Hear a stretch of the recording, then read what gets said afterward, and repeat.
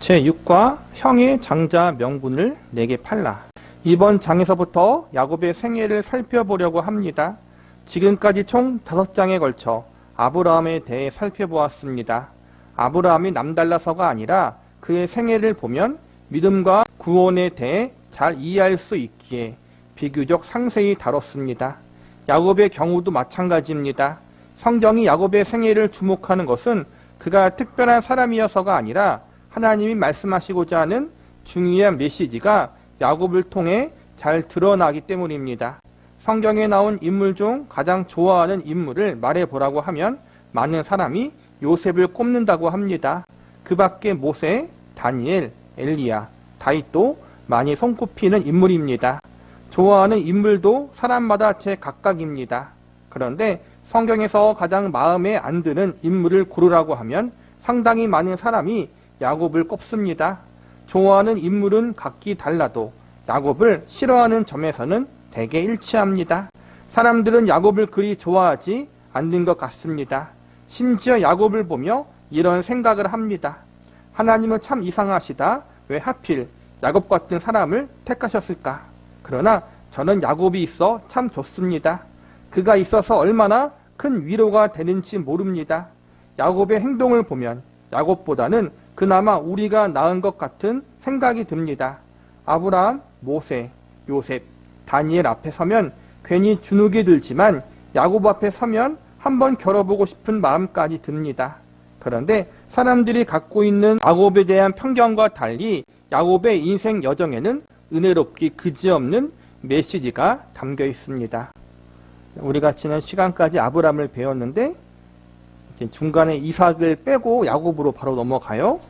여러 가지 이유가 있겠지만 박연선 목사님의 시각으로 볼 때는 그래도 아브라함 같은 경우는 구원이 어떻게 우리에게 시작되었는지, 구원의 은혜가 무엇인지를 우리에게 알려주는 가장 좋은 샘플이라고 할 수 있고, 야곱 같은 경우는 어찌 보면 하나님을 알고 있음에도 불구하고 지지리도 말을 안 들어서 하나님 앞에 많이 혼나서 돌아오는 자, 어찌 보면 우리 같은 인물이라고 볼 수 있는 거예요.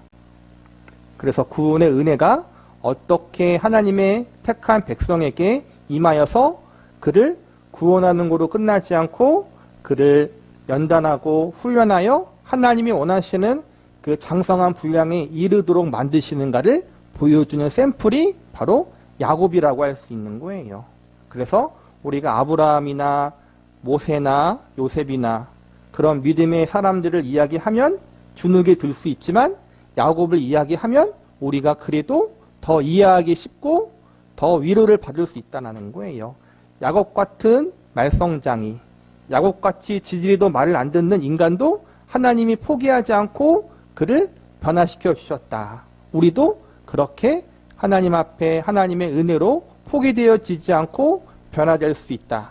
이러한 위로를 얻을 수 있는 가장 좋은 샘플이 야곱이라는 거예요. 택하심을 따라 되는 하나님의 뜻. 본문 말씀 앞에는 이런 사건이 기록되어 있습니다. 이삭이 그의 아내가 임신하지 못하므로 그를 위하여 여호와께 간구하매 여호와께서 그의 간구를 들으셨으므로 그의 아내 리브가가 임신하였더니 그 아들들이 그의 태 속에서 서로 싸우는지라 그가 이르되 이럴 경우에는 내가 어찌할꼬 하고 가서 여호와께 묻자온데 여호와께서 그에게 이르시되 두 국민이 내 태중에 있구나. 두 민족이 내 복중에서부터 나누리이다. 이 족속이 저 족속보다 강하겠고 큰 자가 어린 자를 섬기리라 하셨더라. 그 해산 기한이 찬즉 태에 쌍둥이가 있었는데 먼저 나온 자는 붉은 전신이 털옷 같아서 이름을 에서라 하였고 후에 나온 아우는 손으로 에서의 발꿈치를 잡았으므로 그 이름을 야곱이라 하였으며 리브가가 그들을 낳았을 때 이삭이 60세였더라. 이 출생 기사는 중요하므로 이후에 나오는 사건들은 이 내용을 염두에 두고 이해해야 합니다. 우리가 야곱의 생애를 살펴볼 때 가장 납득이 안 되는 부분은 그가 형을 속여 장자의 명분을 빼앗았다는 점일 것입니다. 음식을 미끼로 장자의 명분을 빼앗다니 비겁하고 남자답지 못하다는 생각이 듭니다. 하지만 야곱은 본래 그런 사람일 수밖에 없다고 그 이름이 가르쳐주고 있습니다. 야곱이란 이름은 발 뒤꿈치를 잡다라는 뜻으로 의역하면 약탈자라는 뜻을 담고 있습니다. 강도요 도둑인 것입니다. 그러면 속여 빼앗은 사람인 야곱은 그 많은 것 가운데 왜 굳이 자기 형 에서가 가진 장자의 명분을 빼앗으려고 했을까요? 우리는 약탈자인 야곱을 비난하다가 이렇게 약삭빠른 야곱을 도대체 하나님은 왜 택하셨을까 의아하게 여기고 맙니다. 이번 장에서는 바로 이 문제를 살펴보려고 하는데 그동안 우리가 참 얼마나 엉성하게 믿고 살았는지 깨닫게 될 것입니다. 야곱과 에서의 이야기에서 가장 이해가 안 가는 대목은 왜 하나님이 장자인 에서가 아니라 야곱을 택하셨을까 하는 점입니다. 이런 의문은 택하심이라는 말을 우리의 기준으로 이해하는 데서 비롯합니다. 하나님이 택하셨다라는 말은 인간이 가진 조건은 하나님에게 선택의 기준이나 고려의 대상이 될 수 없다라는 말입니다. 하나님이 정해놓으신 커트라인을 우리가 통과해서가 아니라 하나님이 우리를 강권하셔서 우리가 구원받았다라는 뜻이 택하심이라는 말 속에 들어있습니다. 이를 교리에서는 애정 또는 선택이라는 말로 표현합니다. 하나님이 택하실 때 선택받은 사람의 능력이나 조건은 고려 대상이 아닌 것입니다. 그런데도 우리는 자꾸 오해합니다. 에이, 아무리 그래도 그렇지 택할 만하니까 선택받았겠지라는 편견이 있는 것입니다. 야곱의 생애에서 보여주는 가장 큰 성경의 메시지는 인간에게는 결코 하나님의 은혜를 받을 만한 조건이 아무것도 찾아볼 수 없다. 이거의 가장 좋은 예가, 대표적인 예가 야곱이기 때문에 야곱에 대한 말씀을 중심적으로 어찌 보면 아브라함 다음으로 야곱의 이야기를 길게 성경에서 이야기하고 있는 것이라고 볼 수 있어요. 야곱의 생애를 보면 그는 전혀 하나님이 보시기에 합당하지 않은 자였어요. 오히려 할아버지가 아브라함이고 아빠가 이삭이에요. 믿음의 가문, 정확히 말하면 3대예요. 믿음의 3대 가문에 태어난 그인데도 불구하고 약삭빠르고 남을 등치고 어떻게 해서든지 자기가 원하는 것을 쟁취하고 마는 전혀 그 할아버지나 그 아버지의 믿음의 발자취를 따라가지 않는 그러한 삶을 산 사람이 야곱이었어요. 그런데도 하나님은 그런 야곱을 택하셨고 포기하지 않으셨어요. 즉 야곱의 모습을 통해서 하나님의 택하심, 하나님의 구원의 은혜는 인간의 그와 같은 조건에 의해서 이루어진 것이 아니라는 것을 확실하게 보여주고 있다는 거예요. 하나님이 전적인 당신의 권한으로 택하셔서 하나님의 자녀로 불렀는데도 택함 입은 사람에게 그럴 만한 자격이 있어서 하나님은 그를 택하셨을 것이라고 생각하는 것입니다. 도대체 하나님은 왜 저런 사람을 택하실까 하며 의아스러운 것은 선택이 무엇인지 몰라서 그렇습니다. 선택을 시험 합격과 같은 것이라고 착각하기 때문입니다. 하지만 성경은 우리가 자격을 갖춘 것 하나 없이 하나님의 자녀가 되었다는 이야기를 하기 위해서 택하심이라는 단어를 쓰고 있습니다. 로마서 9장입니다. 또한 아브라함의 씨가 다 그의 자녀가 아니라 오직 이삭으로부터 난 자라야 내 씨로 불리리라 하셨으니 곧 육신의 자녀가 하나님의 자녀가 아니요 오직 약속의 자녀가 씨로 여기심을 받느니라. 약속의 말씀은 이것이니 명령 이때에 내가 이르리니 사라에게 아들이 있으리라 하심이라. 그뿐 아니라 또한 리브가가 우리 조상 이삭 한 사람으로 말미암아 임신하였는데 그 자식들은 아직 나지도 아니하고 무슨 선이나 악을 행하지 아니한 때 택하심을 따라 되는 하나님의 뜻이 행위로 말미암지 않고 오직 부르시는 이로 말미암아 서게 하려 하사 리브가에게 이르되 큰 자가 어린 자를 섬기리라 하셨나니 기록된 바 내가 야곱은 사랑하고 에서는 미워하였다 하심과 같으니라. 성경이 얼마나 분명하게 말씀하고 있습니까? 택하심은 인간의 행위나 그가 지닌 자격과 무관합니다. 야곱이 어떤 행위를 하기도 전, 아니 야곱이 태어나기도 전에 하나님이 야곱을 택하신 것입니다. 그런데 우리는 자꾸 왜 하나님은 야곱을 선택했을까라고 묻습니다. 야곱이 저지른 얄미운 행동이 떠오르기 때문입니다. 우리는 자꾸 우리가 볼 때 우리보다 못난 사람들을 보며 교회 안에 있는 우리보다 못난 사람들, 내가 볼 때 내 기준을 볼 때는 믿음이 없는 것 같은데 참으로 야곱처럼 하나님을 더 사랑하기보다는 거룩하기보다는 믿지 않는 사람들과 똑같이 살아가는 것 같은데 왜 하나님이 그를 택하셨을까? 왜 그들을 구원하셨을까라는 의문을 품을 때가 있어요. 그 의문을 품기 전 우리는 알아야 될 것이 야곱도 그랬고 우리도 마찬가지고 우리가 하나님이 원하시는 커트라인을 통과했기 때문에 구원의 은혜를 받은 것이 아니라 우리가 잘했기 때문에 하나님의 자녀가 된 것이 아니라 모든 것을 다 제외하고 오로지 하나님의 강건하신 사랑과 은혜로 택함받았다는 거예요. 그래서 구원받았고 그래서 하나님의 자녀가 되었다는 거예요. 이걸 우리는 절대로 잊으면 안 된다는 거예요. 그리고 그 예를 보여주는 것이 바로 야곱의 모습이고 야곱의 인생이라는 거예요. 성경이 야곱을 들어 말하고자 하는 핵심은 하나님이 야곱을 택하셨기 때문에 그의 인생을 놓아두지 않고 간섭해서 길렀다는 것입니다. 야곱이 에서보다 나은 자라서 하나님이 택했는가 하는 질문에 성경은 관심이 없습니다. 택함받은 자 야곱이 자기 인생을 홀로 책임지도록 하나님은 방관하지 않습니다. 오히려 야곱을 통해 이루고자 하시는 하나님의 목적이 있기에 그 목적을 향한 하나님의 일하심이 그의 생애 전반에 걸쳐 펼쳐집니다. 이것이 택하심입니다. 그러니 야곱의 인생은 욕심을 따라 마음대로 살려는 그 자신에게 달려있지 않고 그의 생애를 목적하시고 간섭하시는 하나님의 선한 계획에 달려있습니다. 하나님은 당신의 목적에 따라 야곱을 인도하고자 하시지만 야곱은 계속 거부하여 불순종합니다. 하나님의 인도하심과 야곱의 불순종 사이에 일어나는 갈등이 야곱의 신앙 여정 내내 계속됩니다.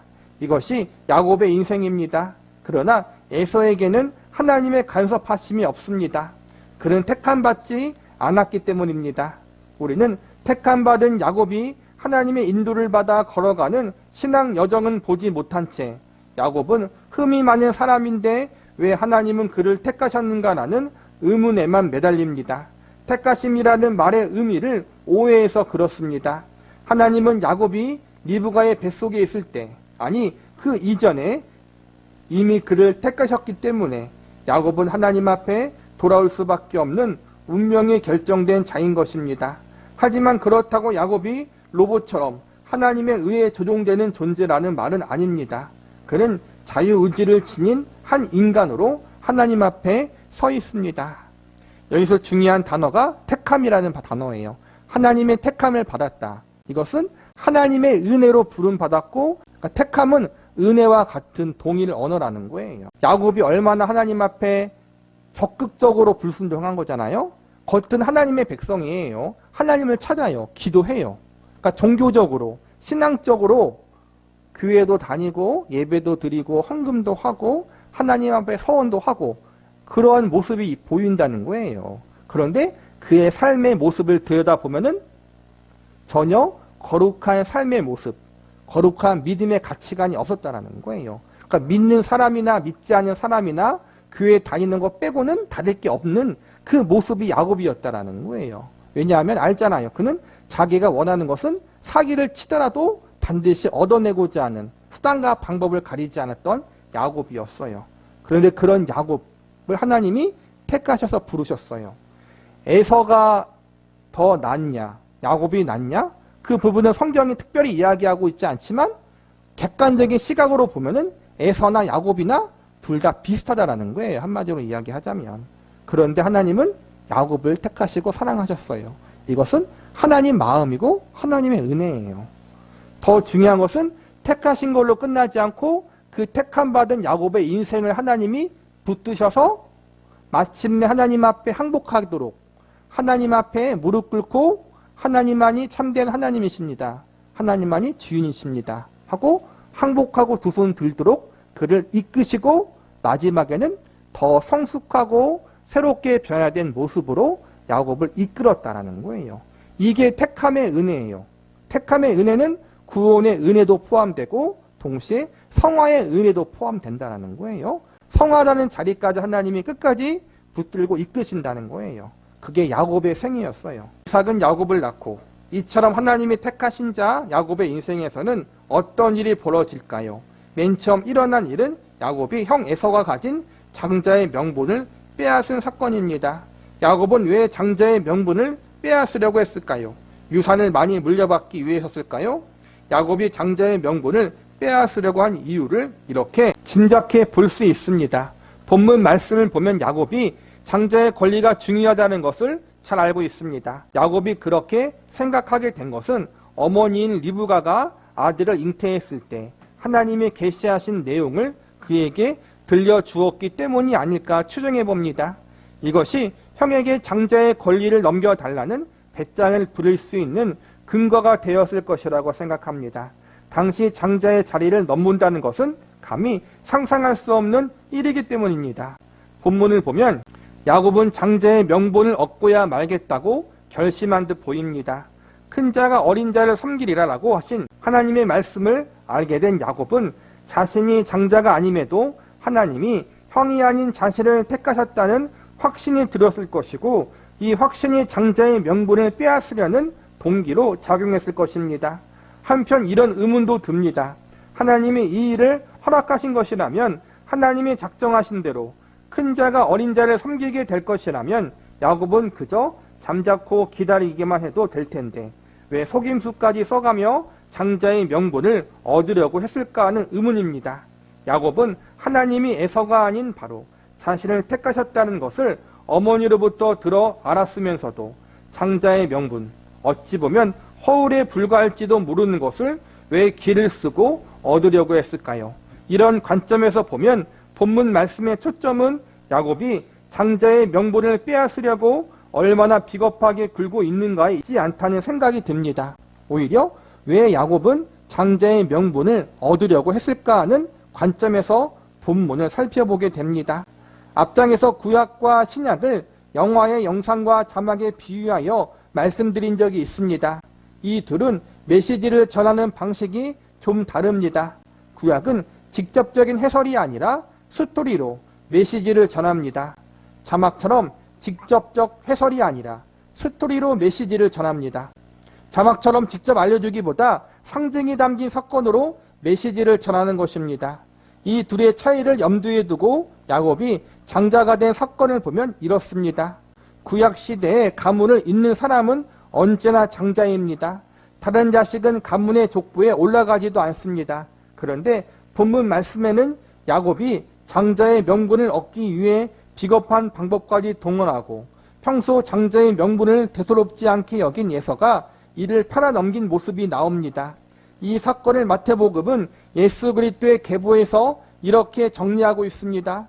아브라함이 이삭을 낳고 이삭은 야곱을 낳고 야곱은 유다와 그의 형제를 낳고 통상적 계보라면 첫째 아들 에서의 이름이 올라가야 할 것입니다.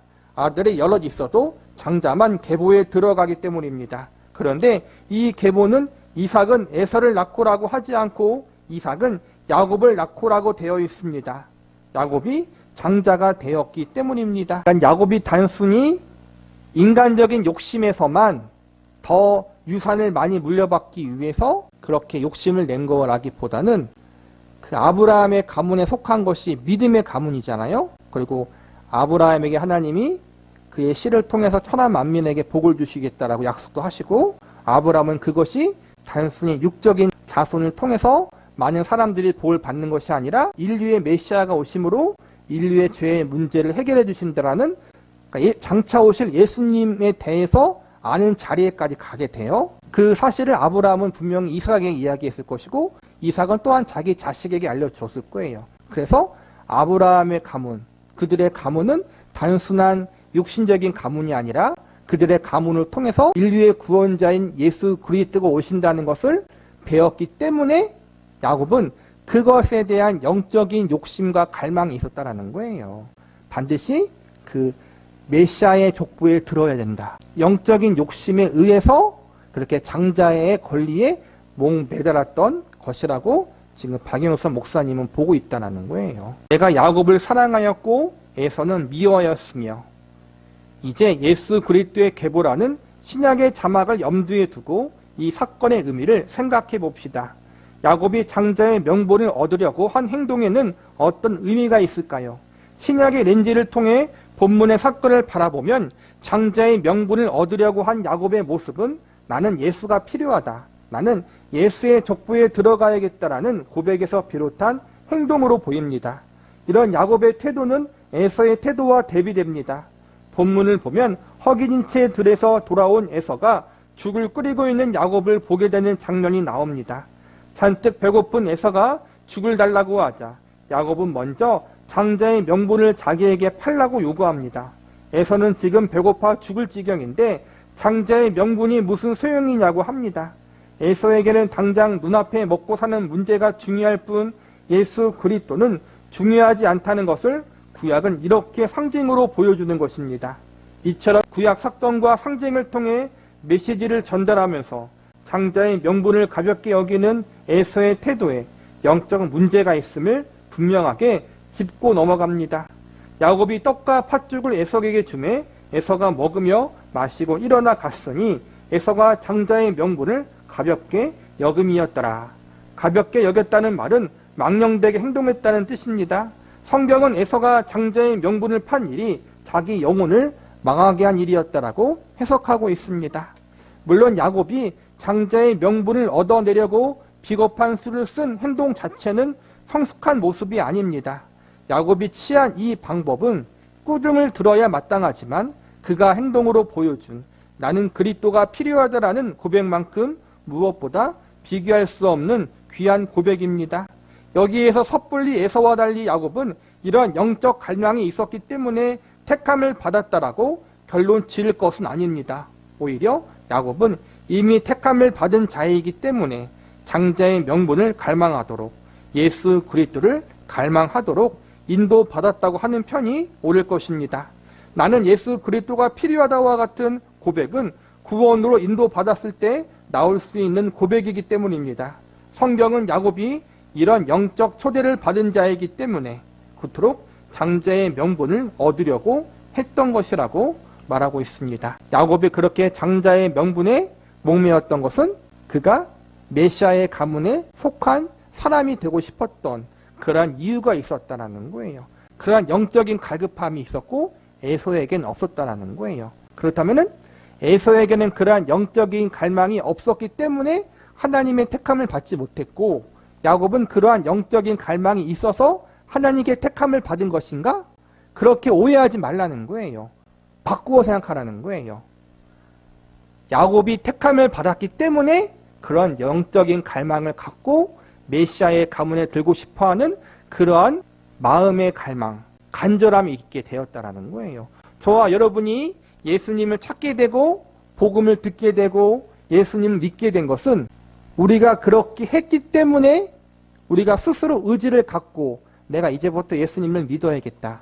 예수님의 복음을 받아들여야겠다. 그렇게 했기 때문이 아니라 하나님은 우리에게 예수님을 갈망할 수 있는 복음을 듣고 그 마음이 열릴 수 있도록 먼저 역사하셨기 때문이라는 거예요. 예수님을 회개하고 믿었기 때문에 구원받은 것이 아니라 하나님의 은혜로 먼저 택함 받았기 때문에 우리의 마음이 열려서 회개하게 되고 예수님을 믿게 된 거란 말이에요. 그래서 내가 믿은 것이 구원의 조건이 아니라 구원의 은혜를 먼저 받았기 때문에 믿게 된 것. 그것이 바로 우리의 삶이고 야곱의 인생이었다는 거예요. 우리만 그런 것이 아니라 신약에 살고 있는 우리만 그런 것이 아니라 이미 구약에서부터 하나님은 은혜로 구원받은 것을 먼저 하나님께 택함을 받아서 하나님의 자녀가 되어진 것.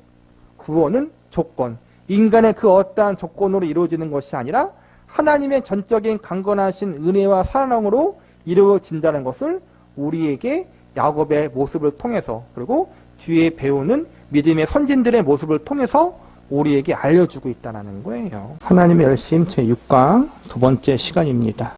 앞서 언급했듯이 장자의 명분을 얻으려는 야곱의 분투는 아버지 이삭으로부터 물려받을 재산 때문이 아니었습니다. 단지 재산 때문이었다면 그는 장자 명분을 지키는 일에 목숨까지 걸지는 않았을 것입니다. 야곱은 형 에서로부터 생명의 위협을 느낀 적이 여러 번 있었지만 그는 목숨을 걸고서라도 장자의 권리를 지켜냈습니다. 야곱의 이런 태도에서 그가 재산 때문에 장자의 권리를 탐하는 것은 아니라는 점을 확인할 수 있습니다. 창세기 32장에 가면 약복나루 사건이 나오는데 야곱은 자기 재산을 비롯해 생애 전체가 걸려있는 심각한 상황에서도 결코 장자의 권리를 놓지 않습니다. 그는 어떤 경우에도 장자의 명분을 무르지 않았던 것입니다. 반면 에서는 장자의 명분을 가볍게 여겼다고 성경은 말합니다. 이런 이유로 에서는 이후 저주의 상징이 됩니다. 성경에서 저주가 언급될 때면 에서의 이름이 거의 등장합니다. 에서의 별명은 에돔인데 걸핏하면 에돔은 끌려나와 욕을 먹습니다. 구약을 보면 이사야, 에레미야, 오바댜, 말라기 등 여러 선지자가 에돔을 욕하는 대목을 자주 만날 수 있습니다. 나중에 야곱은 야복나루에서 하나님의 사자와 씨름을 한 후에 이스라엘이라는 새로운 이름을 얻습니다. 그리고 이 이스라엘이라는 이름은 훗날 민족 전체를 가리키는 이름이 됩니다. 왜 한 개인의 이름이 민족 전체를 부르는 이름이 될까요? 이 백성을 대변할 인물로 야곱만큼 적절한 사람이 없기 때문입니다. 신자의 인생이 야곱 같고 이스라엘 백성 같습니다. 에서와 달리 야곱, 곧 이스라엘은 늘 얻어 터지기는 해도 저주를 받지 않습니다. 이스라엘은 하나님이 택하신 백성이기 때문입니다. 이스라엘 백성은 하루도 편한 날이 없었습니다. 꼭 야곱의 인생과 같습니다. 야곱에게는 칭찬 들을 만큼 괜찮은 날이 하루도 없습니다. 왜 그랬을까요? 하나님이 주마 가편하여 기르시기 때문입니다. 도달해야 할 목적지가 있으면 달리는 말에게 계속 채찍질하는 법입니다. 88점 받아오면 90점 못 받았다고, 90점 받아오면 100점을 못 받았다고 야단합니다. 100점을 받아오면 이번에는 누구나 받아오는 100점인데 무엇을 뽐내느냐면서 채찍질합니다. 이처럼 고달픈 것이 야곱의 인생이요, 이스라엘 민족의 역사요, 신자의 여정인 것입니다. 신자는 산봉우리 하나를 오르고 나면 더 높은 다음 산봉우리를 만납니다. 이스라엘 역사가 이와 같습니다. 블레셋의 침공을 받고 아수르에 잡혀가고 바벨론에 끌려가며 계속 얻어터집니다. 그러나 이렇게 얻어맞은 경험을 통해 이스라엘은 성장합니다. 야곱이 고난을 통하여 성장하던 말입니다. 지난 시간에 배웠던 것이 야곱이 왜 장자의 권리에 그렇게 목매였느냐, 왜 자기가 어려운 일을 당하고 특별히 형 에서한테 죽임을 당할 수 있는 그러한 상황 속에서도 결코 장자의 권리를 무르지 않아요. 자기 형 에서에게 샀던 그 장자의 권리를 돌려주지 않고 끝까지 버텨요. 야복과 강가에 와서도 천사와 씨름하면서도, 그리고 형 에서한테 자기가 그동안 힘들게 삼촌 집 라반에서 얻은 재산을 바쳐가면서까지 형한테 넙죽 엎드리는데 결코 형에게 받았던 장자의 권리를 무르지 않아요. 그 이유는 장자가 받을 재산이 많기 때문이 아니라 앞서 배웠듯이 자기의 조상 할아버지 아브라함, 아버지 이삭, 그 믿음의 계통에서 나오는 메시아, 구원자에 대한 그 혈통, 가문, 자신의 혈통을 통해서, 자신의 가문을 통해서 메시아가 올 것을 알았기 때문에 자신이 그 메시아의 가문에 속하고 싶었기 때문에 야곱은 결코 그 장자의 권리를 무르지 않았다는 거예요. 이걸 영적으로 해석한다면은 자기는 메시아가 필요하다. 자기에는 그 구원자가 필요하다. 나는 하나님의 은혜가 아니면, 하나님이 보내주신 구원자가 아니면 살아갈 수 없는 존재다. 이렇게 고백하는 것과 같다고 지금 박유성 목사님이 이야기하는 거예요. 반면 에서는 자기의 장자의 권리를 소홀히 여김으로써 자신의 가문을 통해서 혈통으로 통해 오실 그 메시아에 대한 기대가 없었다라는 거예요. 하나님의 은혜를 업신여겼다라는 거예요. 이는 영적으로 나는 메시아가 필요 없습니다. 그렇게 고백하는 것과 마찬가지였다라는 거예요. 그런데 중요한 것은 야곱이 왜 이런 마음을, 메시아에 대한 장자권의 권리에 대한 그 갈급함을 가지고 있었느냐? 그것이 바로 하나님의 은혜라는 거예요. 야곱은 하나님의 은혜로 택함 받았기 때문에 메시아에 대한 갈망, 장자권에 대한 그 간절함이 있었다라는 거예요. 야곱의 그 어떠한 것이 조건이 돼서가 아니라, 우리도 마찬가지고 이스라엘 백성도 마찬가지인 거고 구원받은 하나님의 모든 백성이 마찬가지라는 거예요. 우리가 내가 죄인인 걸 깨닫고 하나님 앞에 나아가 예수님을 믿고 회개하게 된 것은 내가 잘했기 때문이 아니라 전적으로 하나님의 은혜가 있었기 때문에 내가 죄인인 걸 깨닫고 회개케 하고 나는 예수님이 필요합니다라고 고백할 수밖에 없는 자리로 나아가게 된 거라는 거예요. 구약에서는 야곱을 비롯해 이스라엘 백성들의 그 삶의 모습, 그들의 역사를 통해서 하나님이 전적인 은혜로 그들을 택하시고 그들의 삶을 인도했다는 것을 보여줌으로써 하나님 백성들의 삶을 어떻게 하나님이 인도했는지 오늘날 신약에서 하나님의 백성인 우리 그리스도인들이 그걸 보면서 참조해서 하나님의 일하심을 우리가 알 수 있게 된다는 거예요. 야곱도 그랬고 하나님의 은혜로 택함 받은 하나님의 백성, 이스라엘 백성들은 하나님이 결코 은혜로 택함 받았다고 해서 그들을 가만히 방임하지 않아요.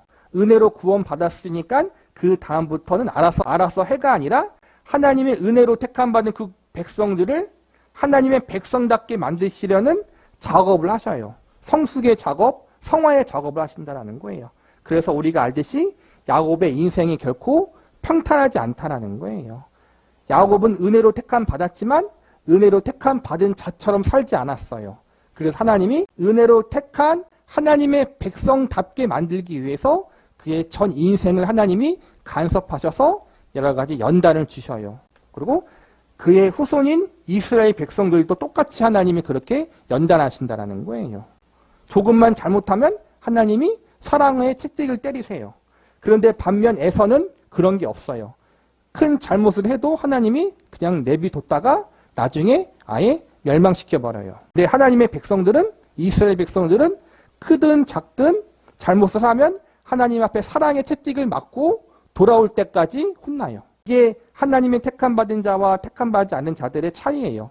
택함받지 않은 자들은 하나님이 악을 행하면 그대로 놔두시다가 하나님의 때에 멸망시켜버리시고, 하나님의 백성들은 악을 행하면 회개하고 돌아올 때까지 포기하지 않으시고 하나님이 계속 사랑으로 간섭하시고 채찍질하사 마침내 항복하고 돌아오도록 만드셔요. 이게 야곱의 인생이고 이스라엘 백성들의 역사였고 우리의 인생이 될 수 있다는 거예요. 똑같이 하나님이 그렇게 일하신다는 거예요. 그래서 신자의 갈 길은 끝이 없다는 거예요. 산봉우리 하나를 넘으면 또 다른 산봉우리가 있다는 거예요. 이스라엘은 그들이 잘못할 때면 하나님에게 큰 꾸중과 징계를 받지만 그렇다고 결코 저주를 받지 않습니다. 하나님은 이스라엘을 향해 이렇게 말씀하십니다. 그때에는 내가 이스라엘을 돌이키리라. 그때에는 내가 이스라엘을 높이리라. 그런데 이스라엘로 어떻게 회개하여 거룩하게 하실 것인지, 그들을 어떻게 높이실 것인지에 대해 하나님이 아무리 말해도 모자라다고 여길 때에는 이제 당신이 에돔을 얼마나 찢을 것인지에 대해서 이야기합니다.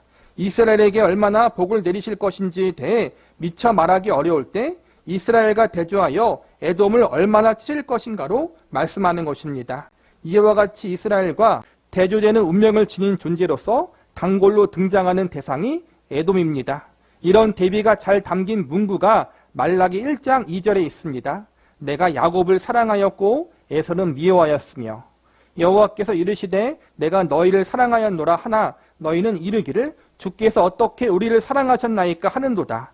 나 여호와가 말하노라 에서는 야곱의 형이 아니냐. 그러나 내가 야곱을 사랑하였고 에서는 미워하였으며 그의 산들을 황폐하게 하였고 그의 산업을 광야의 이리들에게 넘겼느니라. 에돔은 말하기를 우리가 무너뜨림을 당하였으나 황폐된 곳을 다시 쌓으리라 하거니와 나 만군의 여호와는 이르노라. 그들은 쌓을지라도 나는 헐리라. 사람들이 그들을 일컬어 악한 지역이라 할 것이요 여호와의 영원한 진노를 받은 백성이라 할 것이며 너희는 눈으로 보고 이르기를 여호와께서는 이스라엘 지역 밖에서도 크시다 하리라. 하나님이 에돔의 산들을 황폐하게 하였고 그의 산업을 들 짐승에 넘겼다고 합니다. 그러자 에돔은 우리가 무너뜨림을 당하였으나 황폐된 곳을 다시 쌓으리라라고 대항합니다. 하나님을 향해 헐려면 헐어보십시오. 당신이 쓰러뜨린다고 해도 우리가 다시 쌓을 것입니다라고 반항하는 것입니다. 이렇게 반항하는 모습에서 에돔의 교만이 보입니다. 성경이 말하는 교만은 흔히 생각하듯 잘난 체 하는 것을 가리키지 않습니다. 하나님 없이 자족할 수 있다고 생각하는 것이 교만입니다. 나에게는 예수 그리스도의 구속이 필요 없다. 나는 나 홀로 충분하다라는 생각이 바로 교만인 것입니다. 하나님에 대한 에돔의 태도가 교만입니다. 하나님이 에돔더러 그들이 쌓은 것을 헐어버리겠다고 해도 에돔은 완강히 버티고 있습니다. 이는 죽 한 그릇에 장자의 명분을 팔아넘겼던 에서에게서 이미 발견되었던 모습입니다. 지금 배고파 죽을 지경인데 장자의 명분이 무슨 소용이냐? 예수 그리스도가 나와 무슨 상관이냐? 하나님이고 뭐고 필요 없다라며 장자의 명분을 대수롭지 않게 여겼던 에서의 모습이 바로 교만이 무엇인가를 보여주고 있습니다. 하나님 없이도 충분하다는 생각이 장자의 명분을 가볍게 팔아넘기는 에서에게서 무너뜨림을 당하여도 황폐된 곳을 다시 쌓겠다고 소리 높이는 에돔에게로 일관되어 이어지는 것입니다. 에돔을 향한 하나님의 저주가 오바댜서에서 보면 더 분명해집니다. 오바댜서는 한 장으로 되어 있는데 한 장 전체가 에돔을 꾸짖는 내용입니다. 생각해보면 좀 이상하기도 합니다. 택하시지도 않는 에돔을 하나님은 왜 자주 불러 꾸중하시는 것일까요? 앞서 언급했듯이 택함을 받지 않은 자, 곧 버려진 자, 에돔에 대한 진노를 통해 택한 자 이스라엘에 대한 사랑을 드러내시기 위해서입니다. 그러니까 에돔이 구약 성경에 보면은 여러 번 자주 등장하는데 그 말씀을 보면은 하나님의 저주와 심판에 대한 말씀이 거의 대부분이에요. 하나님이 왜 그 에돔에 대해서 그들의 죄에 대한 저주와 심판을 이야기하느냐 하면은 하나님의 택하신 이스라엘 백성들과 택하지 않는 에돔 백성들과 서로 대조하여 비교하시기 위해서라는 거예요. 에돔이나 이스라엘 백성들이나 모두 하나님 앞에 죄를 지었고 하나님 앞에 큰 잘못을 범했어요. 그런데 이스라엘 백성들은 에돔과 다르게 영원한 저주, 영원한 심판을 당하지 않아요. 하나님께 혼이 날지언정 다시 회복하고 다시 하나님이 그들을 세워주실 것이라고 돌이키게 될 것이라고 그렇게 약속하셔요. 말라기에 보면은 이스라엘 백성들이 하나님을 향해서 하나님이 언제 우리를 그렇게 사랑하셨습니까? 우리가 사랑을 그렇게 받았다면은 이렇게 어려울 수 있단 말입니까? 우리가 어떻게 이방인들에게 많은 치욕을 당할 수 있겠습니까? 하나님이 우리를 정말 사랑하는 것이 맞습니까? 이렇게 반문해요. 그러니까 하나님 말씀하시는 게 에돔을 이야기하는 거란 말이에요. 에돔을 봐라. 너희와 똑같이 죄를 지었는데 그들은 영원히 멸망당할 것이다.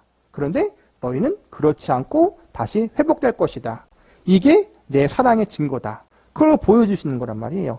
실질대로 하나님의 법대로 하면은 영원히 저주받아 멸망당해야 하는데 내가 너희를 사랑하기 때문에 택했기 때문에 내가 너희를 용서하고 다시 돌이킬 수 있도록 역사할 것이다.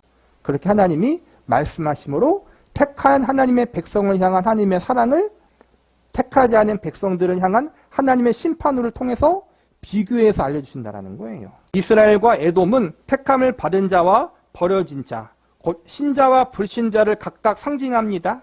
나는 예수 그리스도가 필요하다라는 갈망과 나는 예수 그리스도가 없어도 된다라는 교만을 이스라엘과 에돔이 전형적으로 드러내주고 있습니다. 그래서 택하지도 않은 에돔을 자주 등장합니다. 저주의 상징인 에돔을 불러다가 꾸짖음으로써 택한 백성인 이스라엘에 대한 사랑이 얼마나 큰지 대조하여 보이시는 것입니다. 1절부터 봅시다. 오바댜의 묵시나 주 여호와께서 에돔에 대하여 이와 같이 말씀하시니라. 우리가 여호와께로 말미암아 소식 들었나니 곧 사자가 나라들 가운데 보내심을 받고 이르기를 너희는 일어날지어다 우리가 일어나서 그와 싸우자 하는 것이니라. 보라 내가 너를 나라들 가운데에서 매우 작게 하였으므로 내가 크게 멸시를 받느니라. 너의 마음이 교만이 너를 속였도다. 바위 틈에 거주하며 높은 곳에 사는 자여 내가 마음에 이르기를 누가 능히 나를 땅에 끌어내리겠느냐 하니 내가 독수리처럼 높이 오르며 별 사이에 깃들지라도 내가 거기에서 너를 끌어내리리라. 여호와의 말씀이니라. 혹시 도둑이 내게 이르렀으며 강도가 밤중에 내게 이르렀을지라도 만족할 만큼 훔치면 그치지 아니하겠느냐. 혹시 포도를 따는 자가 내게 이르렀을지라도 그것을 얼마쯤 남기지 아니하겠느냐. 내가 어찌 그리 망하였는고 에서가 어찌 그리 수탈되었으며 그 감춘 보물이 어찌 그리 빼앗겼는고. 하나님이 에돔을 얼마나 낮추시는지를 잘 드러나 있는 말씀입니다. 이를테면 제 아무리 강도가 자기들이 만족할 만큼만 훔치고 얼마쯤은 남겨놓은 법인데 하나님이 에돔을 치실 때에는 아무것도 남기지 않고 모두 다 쓸어버리신다는 것입니다. 홍수가 나면 모든 것이 쓸려가도 땅은 남아있지만 하나님이 치실 때에는 땅마저 없애버리십니다. 이것이 에돔을 향한 하나님의 저주입니다. 하나님이 이처럼 한 대상을 붙들고 저주하신 예는 드뭅니다. 하나님을 믿지 않고 예수 그리스도의 필요성을 거부하는 영적 교만에 빠진 자들을 향하여 하나님의 내리실 멸망과 진노가 에돔을 통해 오바자서 내내 나타나 있습니다. 특히 17절 이하에 이러한 내용이 잘 드러나 있습니다. 오직 시온 산에서 피할 자가 있으리니 그 산이 거룩할 것이요 야곱 족속은 자기 기업을 누릴 것이며 야곱 족속은 불이 될 것이며 요셉 족속은 불꽃이 될 것이요 에서 족속은 지푸라기가 될 것이라. 그들이 그들을 위해 붙어서 그들을 불살릴 것인즉 에서 족속에 남은 자가 없으리니 여호와께서 말씀하셨느니라. 야곱의 후손은 불이 되고 에서의 후손은 지푸라기가 되어 불이 지푸라기를 다 살라버릴 거라고 합니다. 야곱의 길과 에서의 길이 갈리고 있습니다. 이 둘의 길이 얼마나 다른지 알아야 합니다. 둘은 같이 갈 수 없습니다. 둘은 갈라설 수밖에 없는 것입니다. 하나님이 야곱과 에서를 들어 우리에게 들려주는 메시지가 바로 이것입니다. 야곱아, 내가 너를 택했다. 내가 택했기 때문에 너는 예수를 알고 예수로 말미암아 거듭나 내 자녀로 성장하여 완성될 것이다. 내가 택하지 않은 에서는 자기 자신을 의지하며 살면서 자신이 전부인 줄 아는 미련한 자리에 머물 것이다. 이것이 에서가 받은 저주이다. 하나님의 택함 받은 자와 택하지 않은 자, 신자와 불신자의 차이는 가장 중요한 게 하나님을 믿고 예수님을 믿는 거잖아요. 예수님이 나에게 필요하다. 하나님의 은혜가 나에게 필요하다. 이걸 깨닫게 하시는 것 자체가 하나님이 택한 사람에게 주신 은혜고 택하지 않은 자들에게는 그걸 깨달을 은혜가 없다라는 거예요. 그래서 깨닫지 못한 채 죄 지으며 하나님과 반대되는 길을 가다가 멸망당하는 것이고 택한 자는 그걸 깨닫고 알아감으로 더 하나님을 깊이 만나는 자리에까지 하나님이 이끌어 가신다라는 거예요. 그게 하나님께서 택한 자와 택하지 않는 자를 구분짓는 대표적인 사례라고 볼 수 있는 거예요. 하나님에 대한 은혜의 깨달음이 있는가 없는가, 그게 가장 중요한 거예요. 그리고 그 깨달음이 있는 자는 하나님이 그들의 삶과 인생을 가만히 놔두지 않으시고 하나님이 기대하시고 원하시는 성숙의 자리에까지 하나님이 이끄신다라는 거예요. 그리고 그 이끄심은 야곱과 같이 사실은 쉬운 길은 아니에요. 많은 연단이 있고 고통이 있고 눈물이 있고 아픔이 있어요.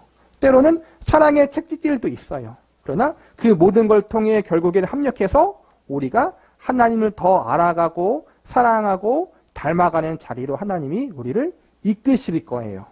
이것을 우리는 야곱의 생애를 통해서 배울 수 있다는 거예요. 이러한 것이 없이 하나님께 의로 여기심을 받는, 그런데 야곱처럼 택함받은 우리는 하나님의 자녀라는 특권을 누리며 살기보다 그렇지 않을 때가 더 많은 것 같습니다.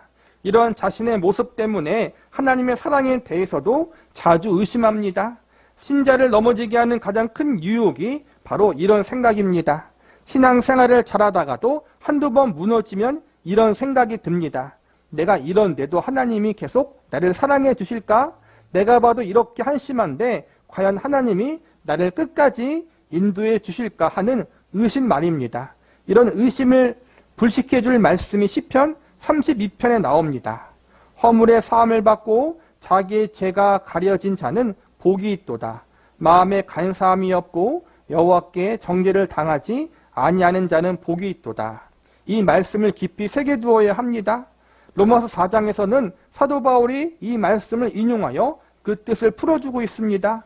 일하는 자에게는 그 삭시 은혜로 여겨지지 아니하고 보수로 여겨지거니와 이를 아니할지라도 경건하지 아니한 자를 의롭다 하시는 이를 믿는 자에게는 그의 믿음을 의로 여기시나니 일할 것이 없이 하나님께 의로 여기심을 받은 사람의 복에 대하여 다윗이 말한 바 불법이 사함받고 죄가 가려짐을 받는 사람들은 복이 있고 주께서 그 죄를 인정하지 아니하실 사람은 복이 있도다 함과 같으니라. 예수를 믿는 일이 얼마나 복된 것인지 지금으로서는 다 이해할 수 없을 것입니다. 나중에 천국에 가야 온전히 이해하게 될 것입니다. 지금 우리는 이 일을 다 이해하지 못하는데 그 중에서도 가장 이해하지 못하는 것이 바로 구원입니다. 우리가 구원을 얻은 것은 우리가 무엇을 해서가 아닙니다. 우리의 선함이 우리를 구원할 수 없습니다. 우리가 구원을 얻은 것은 하나님이 우리의 불법을 먼저 사해 주셔서 우리가 예수 믿는 사람으로 인도받았기 때문입니다. 예수를 믿어 구원을 얻은 것이 아니라 구원 얻어서 예수를 믿게 된 것입니다. 자기 아들을 보내기까지 하여 우리를 구원하신 하나님이 우리가 좀 넘어졌다고 해서 그냥 버리시겠습니까? 이게 우리 복음의 내용이죠. 정확히 말하면 복음의 내용이 이거예요. 우리가 예수 믿어 구원 얻은 것이 아니라 구원을 얻었기 때문에 예수를 믿게 되었다. 인간적인 이성으로 설명할 수 없는 거예요. 하나님의 은혜를 경험한 자만이 이 말씀 앞에 그렇구나 그렇게 반응할 수밖에 없는 거예요. 하나님이 먼저 택하여 주셨고 먼저 은혜를 주셨기 때문에 우리가 회개하고 예수를 믿게 되었다라는 거예요. 그래서 우리는 우리의 구원이 은혜라고 말하는 거잖아요. 보상이 아니에요. 내가 일한 대가 구원을 받을 만한 일을 했기 때문에 어떠한 의로움을 행했기 때문이 아니라 그래서 앞에 배웠던 것처럼 로마 4장에서 하나님이 기뻐할 만한 일을 하지도 않았고 하나님이 인정할 만한 경건 생활도 하지 않았다라는 거예요. 하나님이 원하시는 기준에 합당하지 않았는데 그냥 하나님이 이유 없이 그 이유는 사랑이겠죠. 우리를 사랑해서 내가 오늘부터 너를 내 자녀로 삼겠다. 그 사실을 우리가 믿음으로 받아들이는 것. 그게 바로 의라는 거예요. 그게 구원이고. 그래서 우리가 받은 구원은 보상이나 보수나 삭시 아니라 은혜라고 말하는 거예요. 우리가 값주고 산 것이 아니라 예수님의 생명으로 값주고 하나님이 대신 지불해 주신 거예요. 우리를 구원하기 위해서 예수님의 생명, 독생자 외아들의 생명을 주셨잖아요. 우리가 아직 죄인이었을 때. 그 하나님이 우리가 죄인이었을 때 예수님의 생명을 주심으로 구원하신 그 하나님이 구원받은 이후에 우리가 잘못했다고 해서 결코 다시 우리를 버리지 않는다는 거예요. 그에 대한 설명을 지금 이제는 박영선 목사님이 하는 거예요. 쭉 볼게요. 이를테면 고아원에서 한 아이를 양자로 데려왔다고 해봅시다. 비록 자기가 낳지 않았지만 자기 자식으로 잘 키워보려고 입양한 것입니다. 어느 날 집에 돌아가는 길에 보니 이 아이가 진흙 구덩이에서 엉망진창인 채로 놀고 있습니다. 온통 진흙투성인데다 더럽기 짝이 없어 데려와 말끔히 씻겨주었습니다. 그런데 다음날 보니 아이가 또 밖에서 흙장난을 하느라 진흙 범벅입니다. 그러면 더럽다는 이유로 아이를 내다버리겠습니까? 이제 와서 버릴 것이라면 아예 처음부터 양자로 삼지 않았을 것입니다. 버려진 아이를 자기 자녀로 삼는 큰일을 했는데 흙에 좀 묻으면 어떻습니까? 다시 씻겨주어야 한들 뭐가 그리 힘들겠습니까? 이 대목을 우리는 잘 받아들이지 못합니다. 인간의 시각으로 그럴 수 있어요. 왜냐하면 입양을 했다가 마음이 안 들어서 파양하는 사람들 있잖아요. 친부모지만 친자식한테 안 좋은 일을 하는 사람들도 있어요. 하지만 하나님은 결코 그렇지 않으신다는 거예요. 왜요? 자기 아들을 독생자 외아들의 생명을 주고서 사왔기 때문에 하나님은 결코 그렇게 포기하지 않는다는 거예요. 그래서 하나님은 우리는 신실하신 하나님이라 말하잖아요. 한 번 하신 것은 다시 하나님이 되돌리지 않으신다. 죄인인 우리가 구원받은 일이야말로 엄청난 기적이고 가장 큰 변화입니다. 그런데도 우리는 자신이 얼마나 큰 죄인이었는지를 곧잘 잊어버려서 구원 얻은 후에 저지른 잘못만 크게 생각합니다. 구원 얻은 이후에 저지른 잘못은 구원 얻기 전과 견주어 보면 비교할 수 없이 작은데도 말입니다.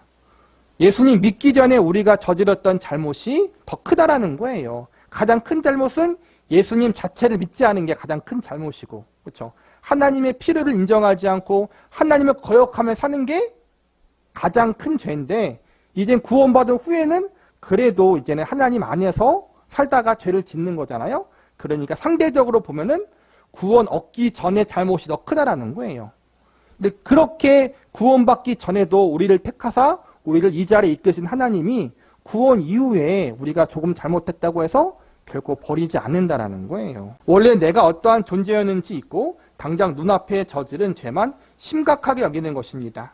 그렇게 자신의 죄를 직면하게 되면 면목이 없다고 느껴 더 이상 하나님의 이름을 욕되게 하지 말자, 이렇게 위선자로 살지 말고 하나님 앞에 솔직해지자라고 결단하기에 이릅니다. 그래서 어떤 이는 교회를 떠나기도 합니다. 이렇게 죄를 짓고 살면서 예수 믿는다고 하다니 하며 자책하다가 보따리를 싸서 나가버립니다. 하나님 앞에 떳떳할 수 있을 만큼 훌륭해져서 돌아오겠다며 교회도 가지 않고 집에 근신하겠다는 것입니다. 하지만 이처럼 어리석은 생각은 없습니다. 이는 은혜가 무엇인지 모르기 때문에 하는 생각입니다. 은혜가 무엇인지 똑바로 알아야 합니다. 우리는 태어나기도 전에, 우리가 무슨 일을 행하기 전에 하나님의 택하심을 받아 그분의 자녀로 부름받았습니다. 그래서 우리에게 거듭남도 있고 감격도 있었던 것입니다. 우리의 운명은 이미 결정되었습니다. 얻어맞으면서 가느냐, 칭찬받으면서 가느냐 하는 차이가 있을 뿐입니다. 어떻게든 결국 갈 것입니다. 우리에게는 이제 도망갈 방법이 없습니다. 말을 안 들으면 한 대 더 맞고 돌아오게 될 것입니다. 택함 받았기 때문입니다. 우리의 운명이 우리 손에 달려있지 않습니다. 어느 누가 방해해도 우리의 운명이 바뀌지 않습니다. 우리는 결국 목적지에 도착하고 말 것입니다. 하나님은 신실하신 분이기 때문입니다. 하나님은 한번 시작하신 일을 절대로 포기하지 않으시기에 그 무엇도 그분이 하시는 일을 방해하지 못합니다.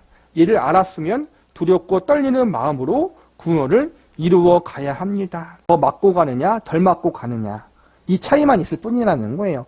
언젠가는 하나님이 원하시는 자리에 다다르게 될 것인데 그 과정이 내 잘못 때문에 더 피곤할 것인지 아니면 더 순종함으로 나아감으로 칭찬받으면서 갈 것인지 그 차이만 있을 뿐 마침내 가게 될 거라는 거예요. 그러니 우리 운명을 받아들이라는 거예요. 하나님 안에 속한 우리의 운명을 감사함으로 받아들이고 더 우리도 열심을 내고 감사와 순종함으로 우리가 하나님께서 주신 그 은혜의 길을 가야 한다는 거예요.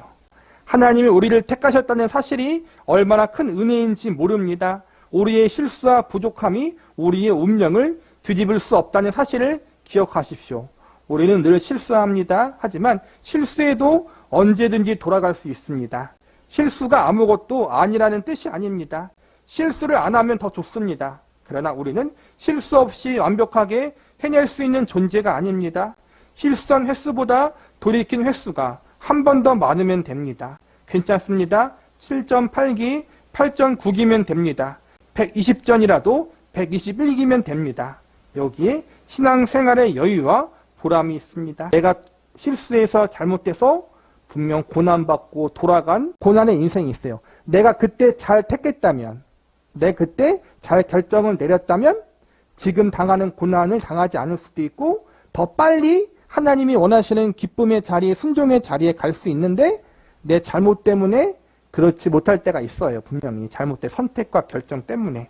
그러나 그럼에도 불구하고 하나님 안에 속해 있는 우리의 운명은 변함이 없고 마침내 하나님이 우리를 하나님이 원하시는 그 기쁨의 자리에까지 우리를 인도하실 거라는 사실도 변함이 없기 때문에 내가 실수 좀 하고 넘어지고 실패를 했다고 해서 너무 좌절하지 말라는 거예요. 인간은 대단한 존재가 아닙니다. 교회에 나와보면 모두가 그럴듯한 얼굴을 하고 있어. 나만 이렇게 엉망이구나 하며 기가 죽지만 사실은 누구나 똑같습니다. 차마 말을 안 하고 있을 뿐입니다. 우리는 매일 넘어집니다. 그러나 넘어지는 것보다 한 번 더 일으키시는 하나님의 손길이 있어 우리는 더 이상 좌절하지 않습니다. 신앙생활에서 제일 몹쓸 병이 좌절입니다. 자포자기하는 것이 가장 나쁩니다. 하나님은 포기하지 않습니다. 하나님은 우리를 포기하지 않은 한 우리는 자기 인생을 포기할 권리가 없습니다. 예수를 믿는다는 말은 더 이상 자신을 의지하여 살지 않는다는 말입니다. 우리는 교만할 수도 없는 사람이지만 좌절할 권리도 빼앗긴 사람입니다. 우리는 우리의 것이 아니기 때문입니다. 그런데 나는 이제 다 틀렸다라고 말한다면 잘난 척에 불과합니다. 하나님이 불쾌하십니다. 우리 인생이 우리 것인 줄 아십니까? 우리는 자기 인생이 끝났다거나 우리 자신을 포기한다는 말을 할 수 없는 존재가 되었습니다. 이 사실이 우리에게 위로가 되고 힘이 되어 이 아름다운 일을 시작하신 하나님 앞에 더 많이 무릎 꿇을 수 있기를 바랍니다. 하나님이 포기하지 않은 인생이라는 사실을 아는 데서 오는 자신감과 담대함으로 더욱 든든히 서 가시기 바랍니다. 우리의 운명이 하나님께 달려있고 하나님께 붙잡힌 바 되어 있기 때문에 우리가 못났다거나 우리가 부족한다거나 우리가 실수했던 그 부분 때문에 너무 좌절하지 말라는 거예요. 하나님을 사랑하는 자, 곧 그 뜻대로 부르심을 받은 자들에게는 모든 것이 합력하여 선을 이루게 하시는 분이 하나님이잖아요. 내 그 실수조차도 결국에는 내가 하나님이 아니면 안 되구나라는 그 사실을 깨닫게 하사 더 겸손히 주님을 붙들게 만드는 은혜의 기회로 만드시는 분이 하나님이에요. 그러니까 힘내라는 거예요. 하나님 안에서. 야곱, 그 꼴통 야곱도 하나님이 결국에는 믿음의 조상 이스라엘로 만드셨잖아요. 우리도 그렇게 하나님이 이끌어 갈 거라는 거예요. 그 확실한 보증이 바로 예수님이잖아요. 그리고 성령님이잖아요. 우리 안에 성령님을 내주하게 하시는 것 자체가 그 약속의 보증이란 말이에요. 우리의 운명은 주님의 손에 붙들려 있다. 나에게 달려있는 것이 아니라 이 사실로 말미암아 감사하고 기뻐하고 마음 가운데 우리가 위로를 얻을 수 있기를 바라겠습니다.